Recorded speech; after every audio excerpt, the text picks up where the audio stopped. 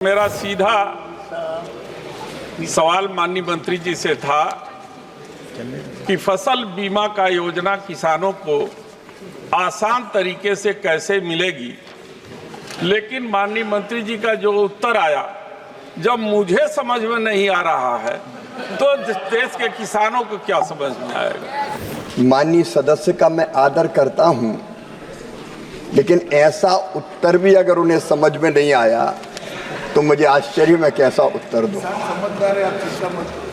लेकिन किसान समझदार है, भाइयों का भी ख्याल है भाई, इसलिए तो मामा हूं।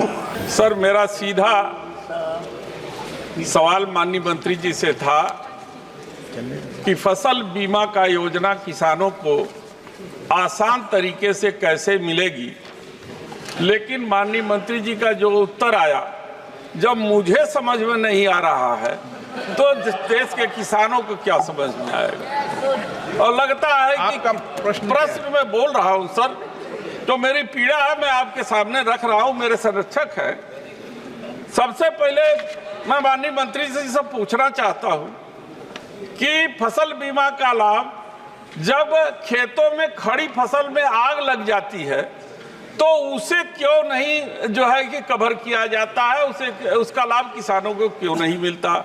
और उसी के साथ साथ जो किसान बटाई पर खेती करता है और वो बटाई पर खेती करने वाले किसान का भारी नुकसान होता है, सरकार उसे संज्ञान में नहीं लेती है।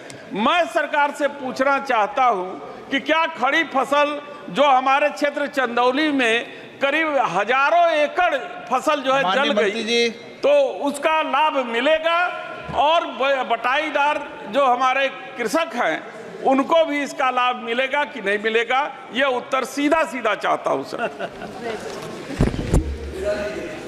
माननीय अध्यक्ष महोदय,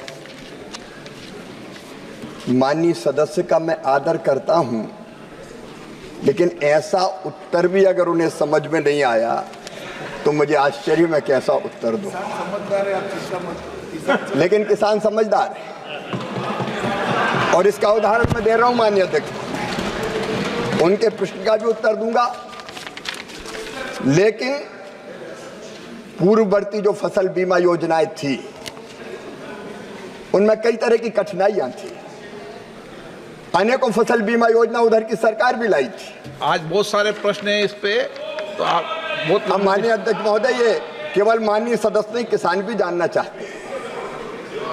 कई फसल बीमा योजनाएं थी, मैं उनके नाम नहीं लूंगा, लेकिन किसानों के लिए उच्च प्रीमियम थे जो दे नहीं पाता था, अपर्याप्त दावे थे, बीमित राशि कम मिलती थी, दावों के निपटान में विलंब होता था।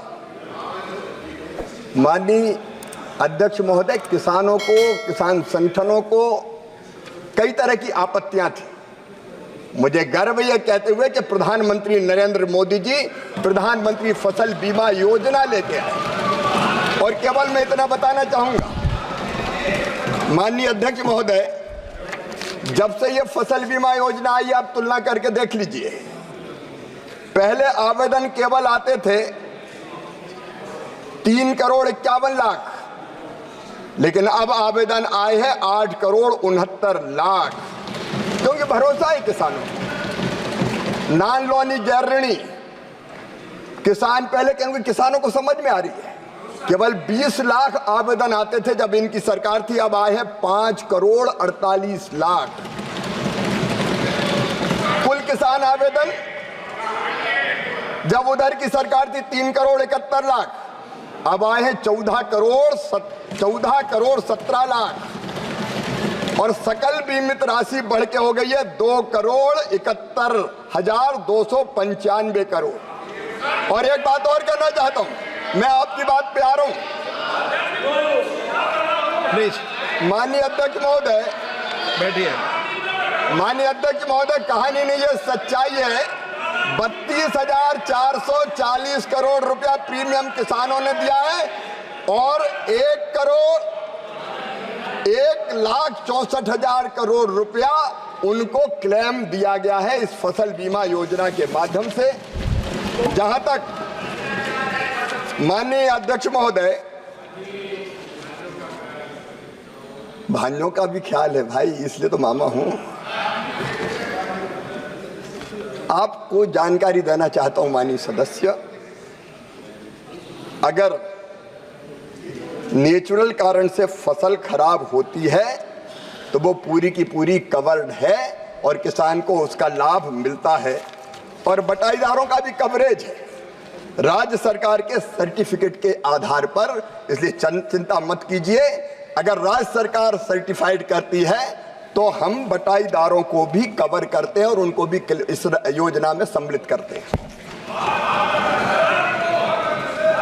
तो बता देना चाहता हूं कि हमारे क्षेत्र चंदौली जो लोकसभा में हजारों एकड़ में आग लगी और वहां फसल बीमा का लाभ नहीं मिला, और उनको बहकाने फुसलाने के लिए आप लोगों ने क्या ये मंडी समिति से थोड़े थोड़े पैसे दे करके उनको बहलाने का काम किया है, जो बड़ा ही दुखदाई है। बता दो, मैं केवल पूछना चाहता हूं सर, आग में आती नहीं फसल में, बताओ ना आप। मैंने आग्रह किया पहले ही कि तो सीधा सीधा कहिए कि आग नहीं आती, मैं नहीं आती। सारे प्राकृतिक कारण जिसमें प्राकृतिक कारण से जितने भी प्राकृतिक कारण हैं, सबके सब कवर्ड है माननीय सभापति महोदय। प्राकृतिक कारणों से अगर लगेगी आग तो आग भी कवर्ड है, उसमें क्या दिक्कत है।